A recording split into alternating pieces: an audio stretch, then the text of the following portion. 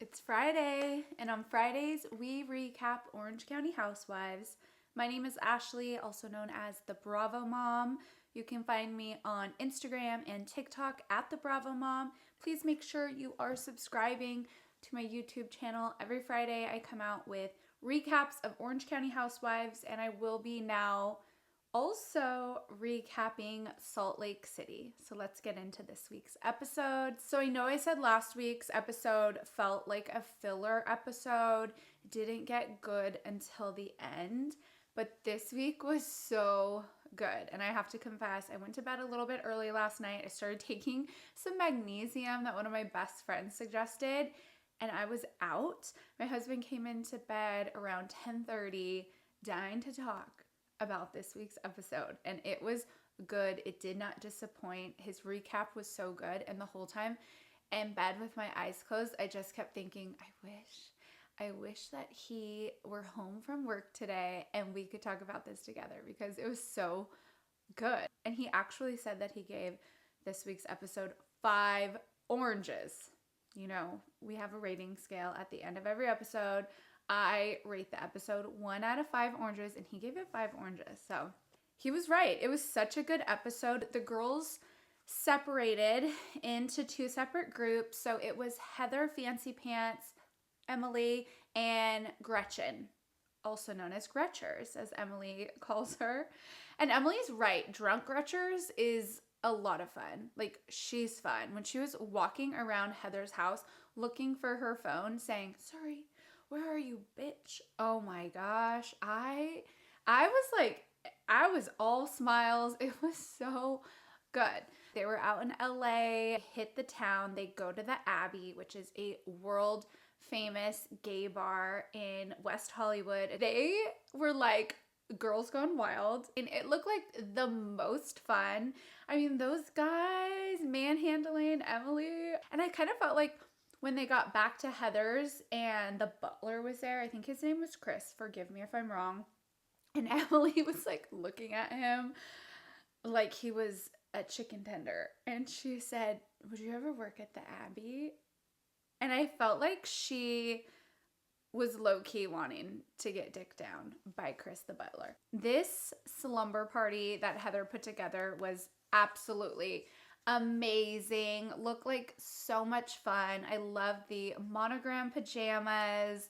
I loved the eye mask. Like, no detail was spared. I also loved how Gretchen and Emily just went wild and had a pillow fight in Heather's room, and I think she really loved it. To be honest with you, I do. I think she loved it. I think she loved knowing that the girls were having so much fun.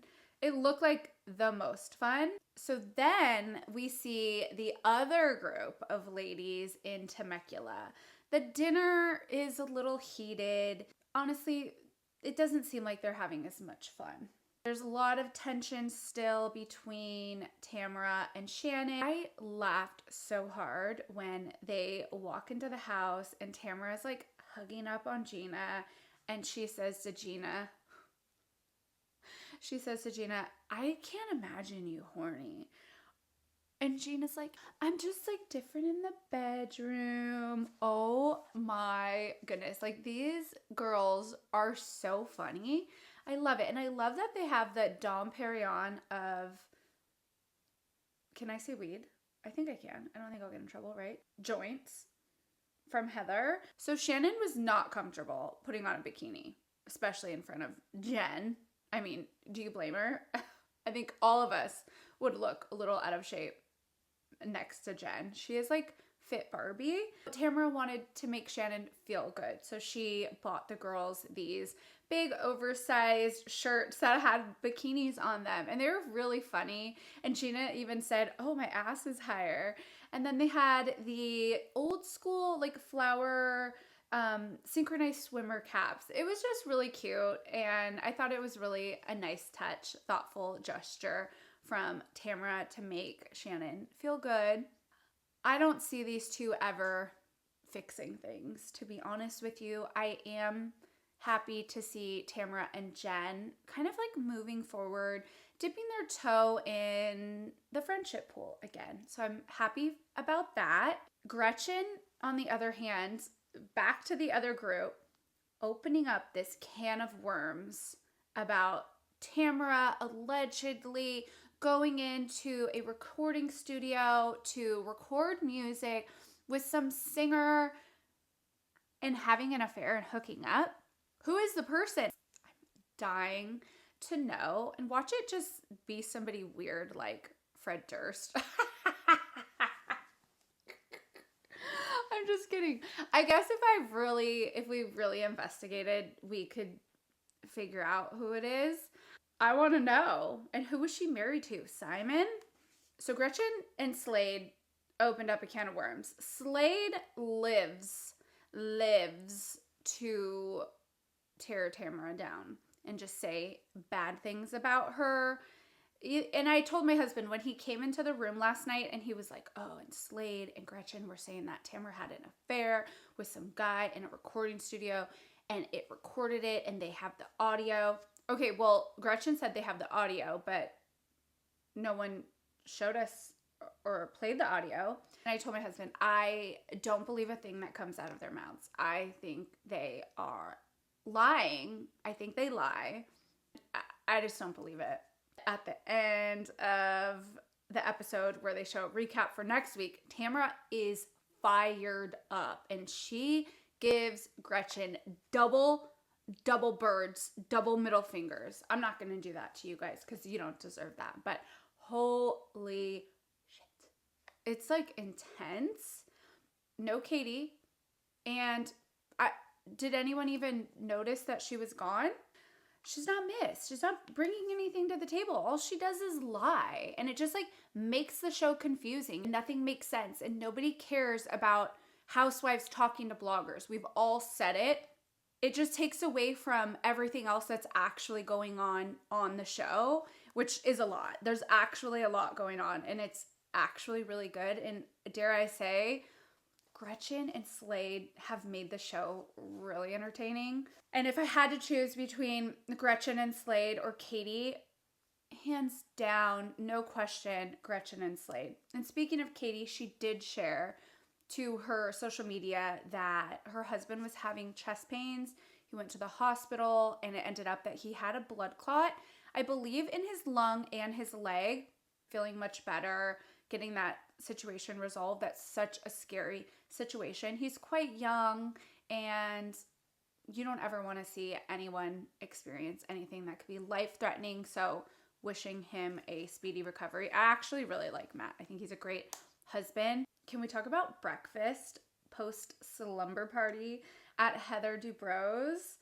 Not only did she provide breakfast prepared by a chef, a private chef, served by a butler, she gave the ladies fur coats to wear. So we see the ladies post slumber party being pampered from Heather. Not only did she give them fur coats to wear to breakfast, but breakfast was prepared by a private chef and it was served by a butler. And you know what was even better than the breakfast experience? The conversations with Gretchers about Slade and his lack of bringing anything to the table. The lack of funds. I mean, you don't have to be rich. It's not about money. But you'd like to know that the man has some money. And Heather murdered Gretchen on the spot. Like, R.I.P. She put her 6 feet under when she said, well, does he have any money? Does he pay for anything? Gretchen pays the mortgage. They don't have shared bank accounts. She has the house under her name. She buys the groceries. She pays the bills. What does this man do? What does he do? What does he do? What does he do? They've been together 17 years. They had a fake wedding. Gretchen says this conversation feels weird. And I say, your life feels weird, Gretchers, but it's entertaining. It's entertaining. I gotta give her that. So this show was fantastic this week. looking forward to next week. It looks so good. Explosive. I'm going to give this week's episode 5 big, fat, juicy oranges. I agree with my husband. It was so good. And if you don't mind, I would love to recap and talk a little bit about Salt Lake City Housewives. I'm so happy to have our favorite snow bunnies back. This first episode was giving. It was giving a lot. If there's one thing that we should know to expect, it's that the girls are going to bring it. They're going to bring the fashion. They're going to bring the sense of humor. They're going to bring the drama. They're going to bring it. And they did. They brought it. I would never have expected a camping girls trip in a motorhome on episode 1 that also included male strippers. So that was, and I knew that was like a Whitney Rose situation. And we know that she opened up about her finances and her failing business. And I really wish that she was better with her money and stopped spending her money on like strippers, because girl, you gotta be smarter about your finances. Oh, other off the record, but we're gonna talk about it. It wasn't included in the show. Mary Crosby's son, Robert Jr., was recently arrested for trespassing. Seems like he doesn't quite have things figured out yet. Nobody wants to see somebody's child struggling, especially with something as serious as drug abuse. I love Angie. Angie K is like my queen. She is very close to taking the number 1 spot on my list of favorite housewives. Number 1 is, of course, Nene Leakes. There is no other number 1. And if you don't like Nene Leakes, I don't know if we can get along. We see Brittany outside of Beauty Lab and Laser, which I have been to this exact location. They did get Botox and a little lip flip there. So they get picked up from their motor home for their Class A trip.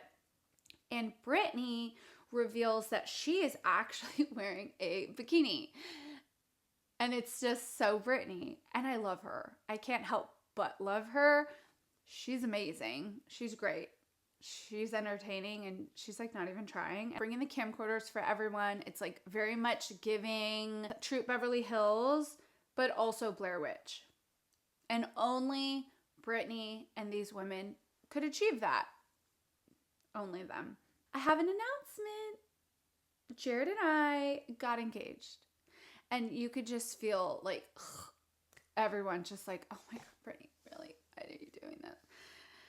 And then she concludes with, and then we ended it 2 weeks later. I mean, she is just a gift. She is a gift to Bravo fans. I love her. I love this whole entire cast. Lisa Barlow not being on the trip or even having a single confessional was wild. I felt very anxious knowing that these women were doing Lisa Barlow's least favorite thing. Like probably the thing she hates the most, talking about her. She hates when people talk about her. I don't know if there's any truth to anything Bronwyn is saying. Like, when are we going to see her? I remember seeing on social media that Lisa Barlow wasn't filming for a period of time. When Angie tried to compare Lisa's financial situation to Jen Shaw. I mean, Meredith's face looked like somebody was eating caviar from Trader Joe's. She looked horrified and frightened. And I don't blame her, because that is not the same.